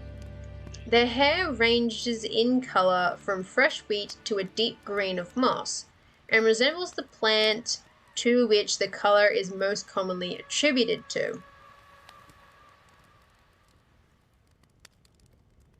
What? 22.4 lips to one to a kid. Yeah, okay. So, about 200 kilos? 200 kilos at the low end? Okay. And then that 500 at the high end, or maybe 600 at the high end. That's a lot of kilos. God damn. That's a lot of kilos. Them's big peoples. So, resembles the plant to which the color is most commonly attributed to. Right, okay, so the color, if the hair is a moss color, then the hair actually resembles moss. Like, in terms of texture and stuff. And if your hair is a weedy color, then your hair just looks kind of like wheat. Like it has like a wheat structure. Okay. That makes sense. Took me a second to get there. I don't know how to make that more clear, but I got there eventually. Which, maybe it's because it's 12:30. I've been awake since like 9:30 in the morning. I've been awake for a lot of time. Length included. Yeah, that makes sense. So like moss would be fairly short, I guess, and then wheat's fairly long. That makes sense. Due to balance, a female giant is only fertile once every 200 years until the age of 600. So you can only have like 3 kids? Damn. Huh. Into the balance. The balance. Ooh, okay. Culture. Giants tend to Phil, brain goes. Giants tend large gardens both indoors and outdoors. You will find their homes verdant and green from the potted plants all throughout the house. These potted plants are usually of a fruit variety like apple and orange trees. The indoor plants are pruned and shaped to produce the most fruit in the smallest area and to keep the trees from growing too tall in the home. Too tall for the home. Yeah, okay. They prefer very workaday clothing. They avoid leather outfits at all cost due to the amounts of leather needed to craft even those simple of garments. Ooh, I mean, yeah, that makes complete sense. Oh boy. You want to be, at the very least, you want to have a renewable resource that just grows very routinely. God damn. Oof, oof. Leather garments. Yikes. Art and architecture. Giants enjoyed building structures for the Fae, though they prefer to work in stone and clay, not wood. These crafters are highly sought after. Because of their extremely high tolerance to heat, they craft chimneys by wrapping clay around their forearms before firing them to harden. Ooh, that's interesting. I do like that. That is a very, like, particular detail about giants as a people. That is very cool. I do like that. Just stick your hand in the fire and make a chimney. It's fine. Like, that's just great. What better way? Common customs, traditions, and rituals. When a giant weds, there's a ceremony without food. Instead, the celebrants bring mead, seeds, and seedlings as gifts for the happy couple. Okay. Birth and baptismal rites. Giants do not have many children for fear of upsetting the balance. May have 2 in their lifetime. Okay, 2. These births are celebrated by the entire community. Coming of age rites. Giants, unlike other fae, do not have a coming of age ceremony. They feel the life and death celebrations are hard enough on the balance. Okay. Giants know when they are going to die about 3 years before it happens, unless it is sudden. At this time, they will leave their home to go a-walking, or just walking in general? Oh no, it is just a-walking. Okay, it is a-walking specifically. Okay. They leave their home to go a-walking. Whenever a giant says it is time to go a-walking, the community comes together with a feast. This is the last time the community will have the pleasure of their company. A giant on a-walking is looking for a place to lie down and pass into the endless sleep, the giant term for death. Yeah, you need to... Tooltip is broken. You gotta change the slash into a bracket. That's a C. You know what I mean. When this occurs, the giant turns to stone and becomes part of the landscape. There have been whole mountain ranges created in this manner. For those rare occasions where the death is sudden and without warning, it usually happens in the home. When this occurs, the deceased is quarried for the stone and shared throughout the community. The head is placed facing outward at the town gate. This is to signify they have taken up permanent vigilance against all outside threats. Ooh. Wait, so if they work with stone, they build with the bodies of their former, like, companions? That's metal as fuck. Like, that's just metal. That rules. I mean, not, like, deliberately necessarily, but, like, damn, though. Just building with bones, buddy. But, like, rock, though. Giants strict vegetarians, as they would need too much meat in a single meal to maintain the balance. Common myths and legends. It is rumored that the mountain range to the north of Thormok is a giant graveyard. People claim to see the faces of giants in the cliffs. Ideals. Courtship ideals. For the giants, the art of courtship is very specific. Gifts of living plants or custom-made ceramics are the preferred method. The gifting of cut flowers will anger the recipient. In all honesty, the best gift for courting is a handcrafted pot plant with the plant already growing. That's cute. That's very cute. Cycle of life. That makes sense. I'm assuming that the cycle of life is what the balance is. Because, like, I'm assuming the balance is explained elsewhere, because that makes complete sense to me. Like, if it's referenced so many times, it is explained. But in terms of having only read this article and only having a very... Because I don't get to see your shit as much as I can, unfortunately, because... floors. Like, you know, I assume it's part of it, but because it's not explained in the article, I have to make that assumption myself. Yeah, that makes sense. I mean, it's WorldEmber, plenty of time. And good morning, the calm scribe. This does sound awesome. This is Siobhan's article, not mine. Mine are not about giants, unfortunately. This is Siobhan's article, which is very nice and about fun stoneworker giants. They're cute. I like them. I think one thing is that because you're just filling out each of the headers when you have an answer to it, it ends up being a lot of headers, and it kind of reads just like you know, header 2 sentences, header 3 sentences, header 2 sentences, header. It kind of, it's headeritis, I guess. And sometimes that's why I like a lot of, I say it's like I'm an expert. Some people will just, they'll start in one, or they'll make like custom chunks, or they'll find, like for instance, what you like could do, you know, you come into the comment section and you write this, and then you write all of this in that section. you just lump it all in together so it all comes under common customs, even though it's got like birth in it, but like it only shows under that one. I don't know. And you're playing a move to the side. Okay, that works too. Moving to the sidebar is also good. You move a couple to the sidebar and you sort of redistribute some of them so they're all like, you kind of compact it.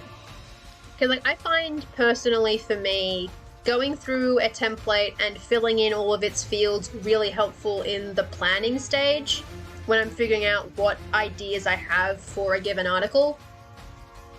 And then what I'll do is I'll write them in custom headers. I write everything in the main content vignette section because I'm a grandmaster and I'm a masochist or something.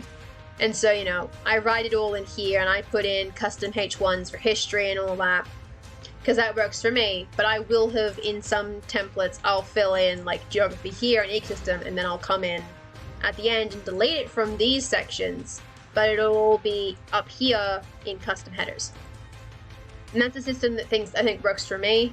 Not everyone does that, obviously. Some people will leave them in their chunks, but will combine some of them. Just so it's not just header, small chunk of text, header, because there's too many headers. I think because of the way my CSS looks, I can't have headeritis because it looks really, really bad. But with the Elven Forest, it doesn't look too bad. It's just like my CSS specifically does not work for too many headers. It's just really bad. It gets real bad when that happens. But yeah, it's a good article. Articles, yay! And then that's all the showcases. So I've done the 3. We'll have 3 as the max for the minute. I might change it to 2, we'll see. Depending on how far behind I get. Because I am only at 4.5k, and it's technically the 9th now, which means that I'm supposed to be at,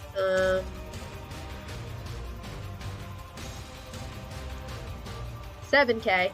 So I'm currently about 3k behind, which is awkward. And this article is 500 words long. Most of that is the word vomit, which is unfortunate. I will catch up. I will catch up, because now that the floors are done, things can chill out again. Thank God. I'll actually be able to do writing. Finally. It only took a week. God. Okay. Oop. Okay, so the cannon's erupted in ears.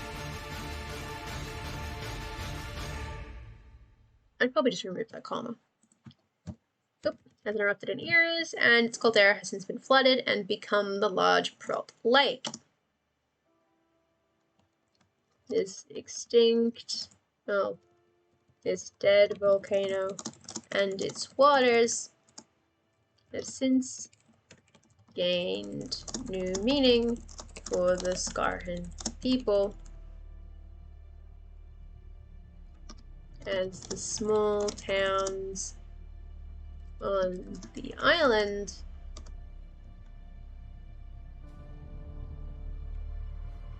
I'm gonna say island volcano. And sometimes on the island were the last bastions of Skarhan culture. How big is this paragraph on the page? Not large, so yeah. This is because of the Vosti conquest, in which the Vosti Empire spread across the continent and conquered and forcibly assimilated all the people and tribes they encountered. Peralt was one of the final places that fell to the Vosti. I'd probably put the link to the Vosti there, as they are notoriously poor sailors and had difficulty breaching the mountainside defenses of the volcano. The first efforts to take the island were made as early as, let's say, because it would have been up here. Yeah, so like 3:30, maybe 344 BC, with it only finally falling in, and I said 470, didn't I? But like not 470, but like, you know, like around 470. So here, let's say like maybe 460. No, I probably put it earlier in its reign, because he did that fairly early, quashing all the fledgling rebellions. Let's say like 475 or something. Wait, or it'd be 340 BC. Can I read? I don't think I can read. It's 5:30. It's 5:34. Only finally falling in 470. Or 75. Under the reign of the land. First, which template would best write about the balance? Natural law. The natural law template, I think. Even if it's not an actual, like, magical law, it's a kind of loose concept that the people follow and believe in, I would put natural law. I think that's the perfect template for something that's like the cycle of life and the cycle of, you know, stuff. Cycles is good for natural law, I think. The only other option aside from that would possibly be ritual, the tradition template. Is that what they're called? I don't remember. Yeah, so natural law is my suggestion. If you look at that one, it doesn't work for you, then I would possibly say either tradition, ritual, or myth, legend. But probably natural law. Sounds like, from my understanding of it, I'd put it in there. And then link it into the giant article. So that I can read it. I can read it and understand.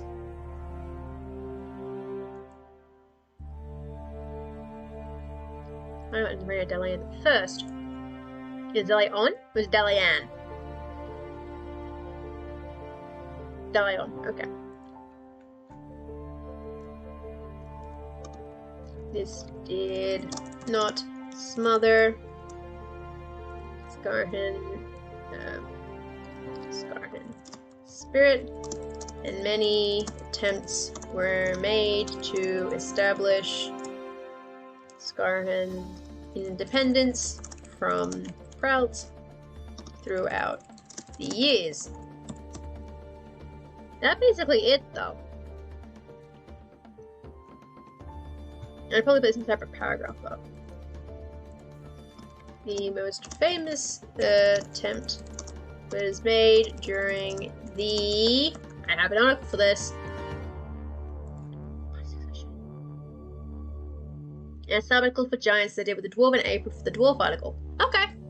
Oh, right, okay, so it's just a giant thing. That makes sense. That makes sense.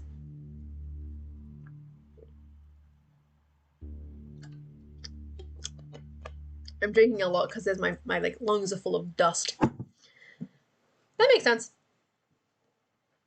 I also don't know what the dwarven apron is. I'm gonna have to check. I'm gonna have to sit down and read people's articles at least some point. Like, I'm just gonna have to do it. Because you can see that the, nice.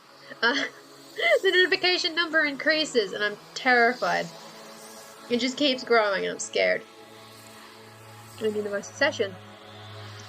As the squabbles of the various imperial factions enable, yeah. But with the sunglasses. Hell yeah. My sunnies aren't here. Damn it. And I should have my sunnies here. So Does look cool? I don't look cool. Not like that. Prevented them from doing anything about the rebellions in the West. A so-called Felt Republic existed on the island and the surrounding coastline for a short period between when? When did it start? Okay, so it starts here. I need the article.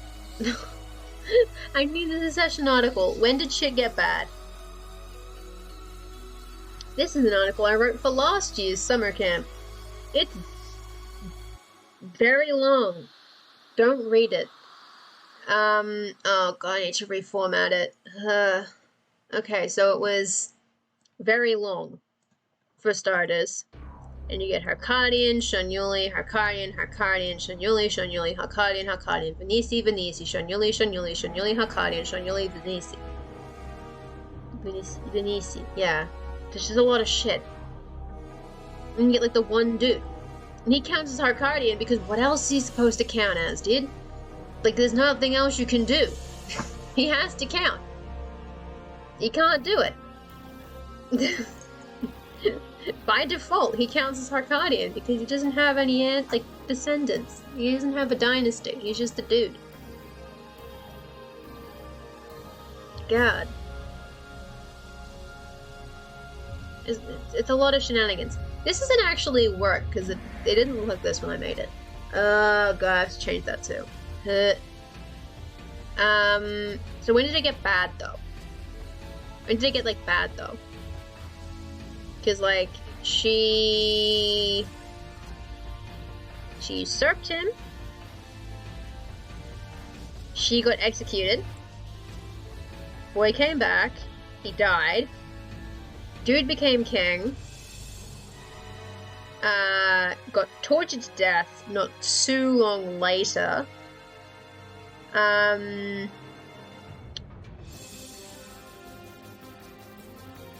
Torturer became king.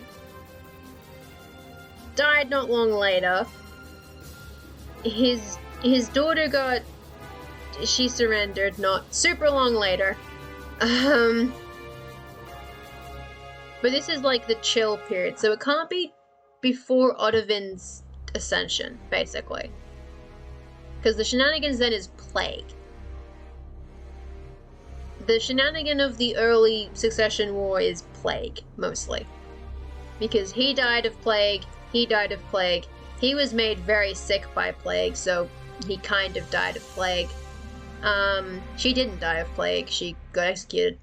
The plague ends, like, I don't know, here-ish. Well, like, it doesn't end on that, but, like, it's ended there. This is tumultuous, but not quite bad enough. It's here that shit gets wacky. I would say probably here,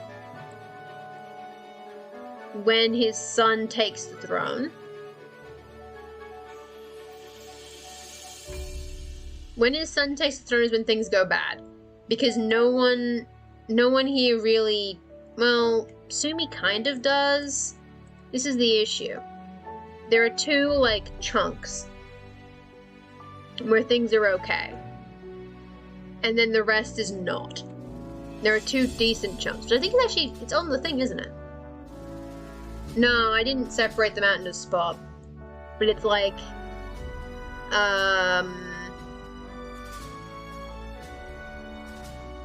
Sumi Restored is a peace point. Odovin the First is a peace point. There's only 6 years between Odovin the First's death and Sumi the Second's ascension. Second time. So it can't be here, basically. Because she would have presumably gotten rid of it. So it has to be here. It has to be after she dies. So from like 334 until about 315. Which is only 20 years, which is pretty reasonable, all things considered. Like that's a pretty fair go for a pro-republic, which no longer exists. How about that? The alternative is one earlier, where you put it back in here. But again, most of that was plague shit. And you get from like 79 to 62, which is even shorter.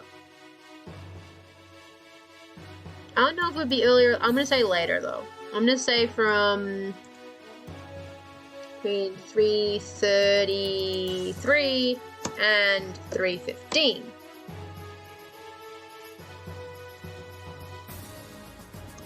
Before being completely devastated by the recently ascendant Empress Ascilla I.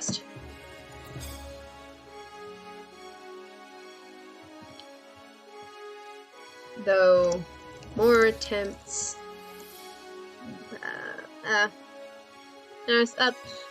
Krell never regained the population or prominence of the Republic. I think maybe did not regain the population or prominence of the Republic during the next 300 years. Because things probably don't go well.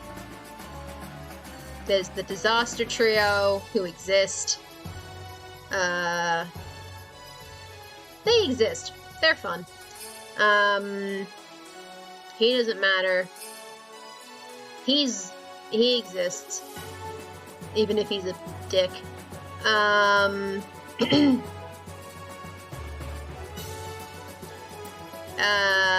He's okay, but he did just... a lot happened. She sucks. He's okay. He's boring. Oh, he shot his... oh, sorry, he got shot by his son. Which is something. And then he exists, and then I stopped there, and there's like 7 or 10 more emperors, and I forgot to write about them. I don't love that. It's the only good thing I wrote in that entire timeline was he got shot by his son and then got run over by a deer or something. Like, that just rules. God, I am choking on dust. Sorry.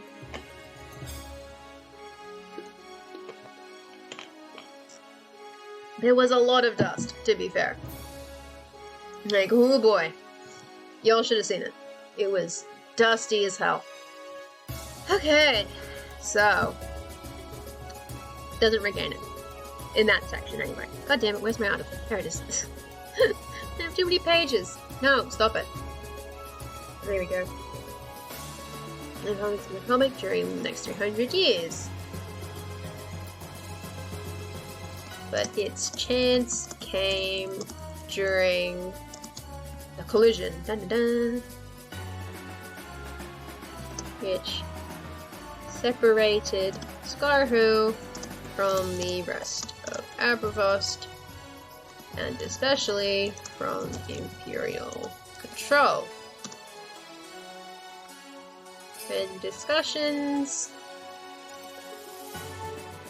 among local leaders and the newly arrived Lil Bumpty, what is Lil Bumpty?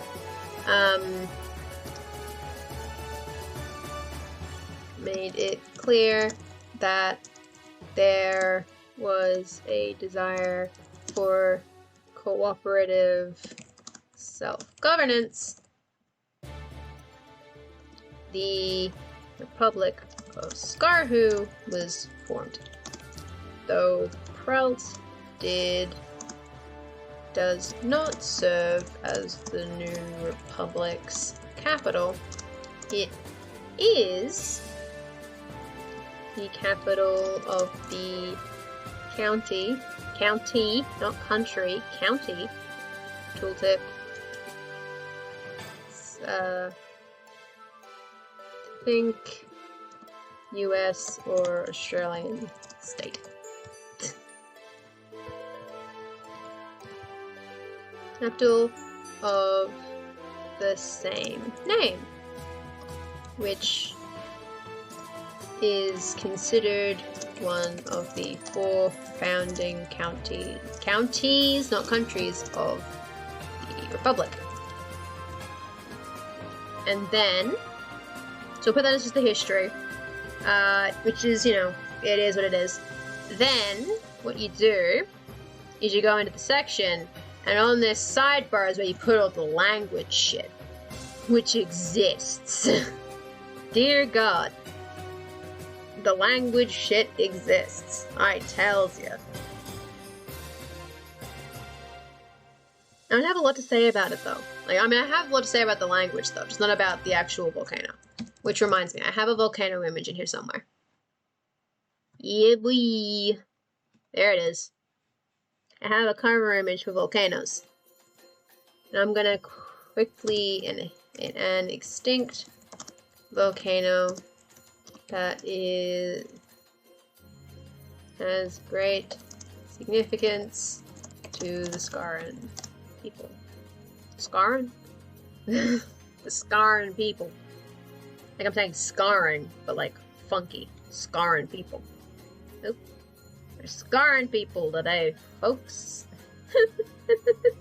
Ah, jeez. Okay. Save. It has the volcano image. Yay! And then I stopped putting shit in the sidebar. This is where I put page 1. No, this is not a Synergasia article. This is a Tiuamara article. I know that it bears some similarities to the mountain in my Synergasia region, but no, they are separate locations. Oh no, they're actually quite oh no. Well, they're not, but they're geographically similar. But the one in Utrecht is significantly more important as a thing that exists. Oh no. Oh no. Ah, I've been foiled. I don't have an article about it. I don't have an article about the mountain yet, but they're not the same thing. They are different things. Where is it? It's in here somewhere, isn't it? They're separate things. Oh no. Oh no. No! I didn't want to open that article. You fool. I wanted the map. I wanted the map. There's just so many maps. I don't think I renamed it either.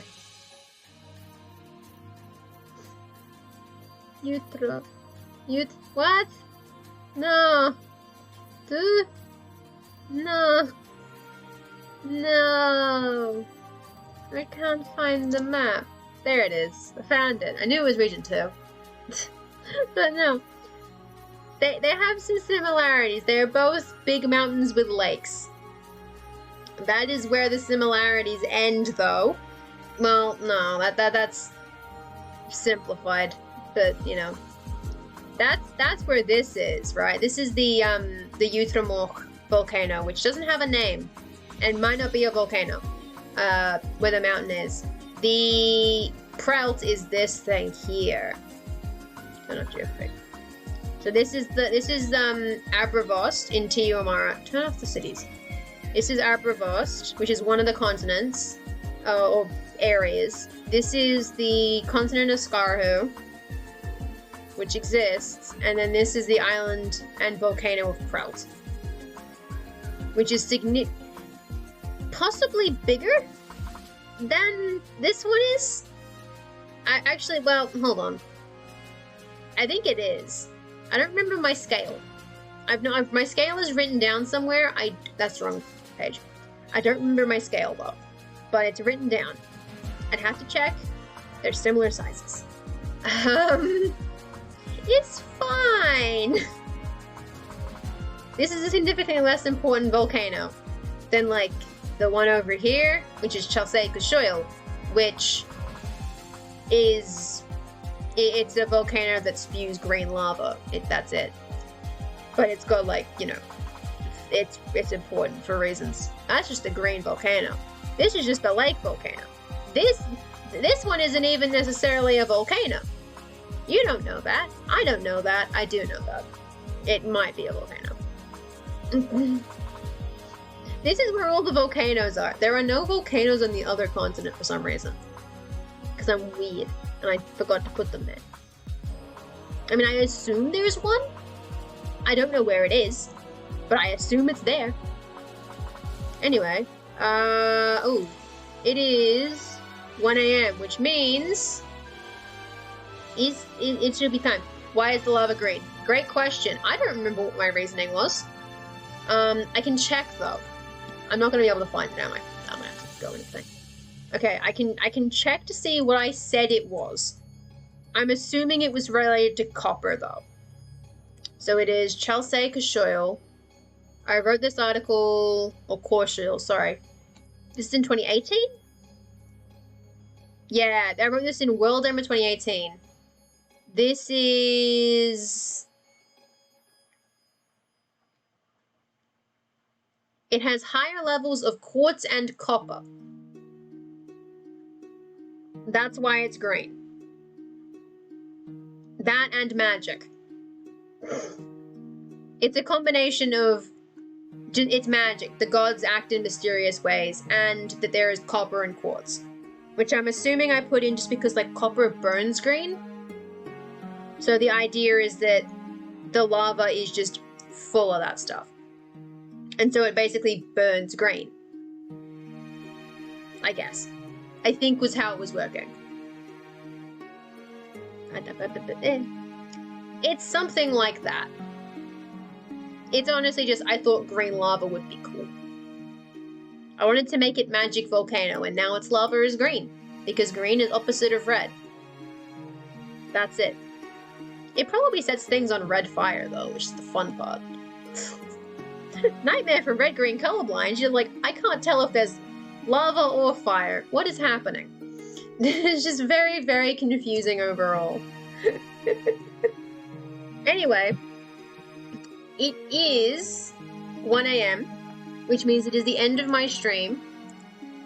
I didn't finish the Prelt article, but that's okay. I got quite a lot of it done, and I got to read others' articles, which is honestly, like, the best part. I like getting to read other people's stuff. But, so we got this much done. It's a pretty good amount. That's pretty good. You know, like, consider... Is it not gonna load? It's probably not gonna load. Uh-oh. Uh-oh. It's 2 p.m. God damn it. Don't mock me. It's 1 a.m. Australian Eastern Daylight Time, which means it is time for the stream to end. And what that means, as usual, is that we will be rating RPG Dinosaur Bob. So... Dinosaur... Dino? Dinosaur... Bob. Boom. And we have a raid call. And I haven't get to say it for a whole week, so I'm excited. It's get ready! Woo! We start just throwing our toasters everywhere. It's great. So, thank you all for coming. I hope you all had a lovely day and continue to have a lovely day, whatever it is you choose to do with it or have done with it. I hope that, you know, you had fun looking at some of the articles that people who in community have been writing and, you know, just chilling. I like stream. I like being on stream and having fun. So I hope everyone else is having as much fun as I've been having. Hope that for those of you working on WorldEmber that you continue to get a lot of good world building articles done. Or people who are still doing nano get plenty of nano stuff done, etc. And I will see you all on Saturday, since I'm now back to actually being able to stream again. Yay! So I will see you all around. Hope you'll have a lovely day. Goodbye!